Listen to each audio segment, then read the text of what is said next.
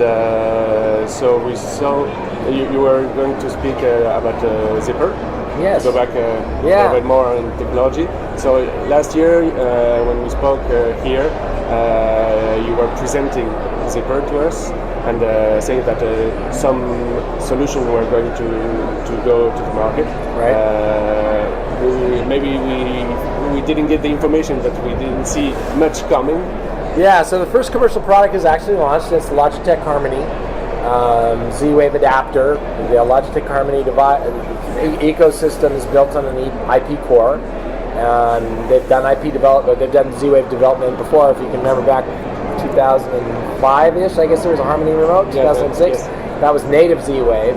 And when the Harmony product group decided they wanted to add Z-Wave to their newest Harmony offering, instead of doing it in native Z-Wave, they decided to do it in IP using zip technology. So the zipper technology allows the Logitech engineers to talk to the Z-Wave ecosystem using UDP protocol versus having to use Z-Wave protocol. So what that meant for them was that their development was shorter and easier. Okay, to the consumer, it's essentially transparent in that particular thing.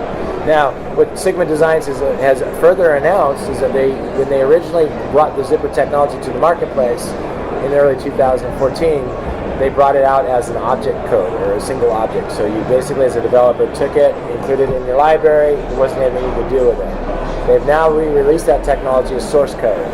So now developers can take it, modify it, build on it. And I think that's going to make that product even more exciting. So again, we're going to continue to see products start to roll out using this technology. It makes it much easier for companies that are developing in an IP world to bridge. Another place where this is going to make development times much shorter and much easier are on bridges to technologies like HomeKIT. We talked a little bit about HomeKIt. So Apple's announced HomeKIt. HomeKIT is a set of APIs that operate essentially in an IP environment. So if you want to get Z-Wave devices into the HomeKIT environment, the easiest way to do that is using a Zipper interface. So Zipper remains a very important technology, and it basically brings IP to the edge of the Z-Wave network. What it does is it allows us to assign an IP address directly to every Z-Wave endpoint, and then communicate with that endpoint using UDP. Now, the other thing that's going on in the IP world is bringing IP to the end device. And the technology that's used to do that in a mesh network is called IPv6. And we heard a lot about IPv6 in 2014 because we heard of a new initiative called Thread. Yes. Thread is taking an 802.15.4 radio, which is the base radio for Zigbee and a number of other technologies, and putting a 6-low-pan layer on top of it. That's Thread by definition. I like to call it Zigbee IP 2.0 because Zigbee IP came out in 2006 and it was 802.15.4 with a 6-low-pan layer on top of it. Guess what? Z-Wave has our G.9959 ITU standard with 6-low-pan on top of it. We just don't sell it because we haven't found anybody that wants to buy it. And nobody wants to buy it because nobody needs to have IP to an end device in the marketplace, and it's less efficient than standard Z-Wave. In fact, it's 600% less efficient from a bit standpoint than standard Z-Wave.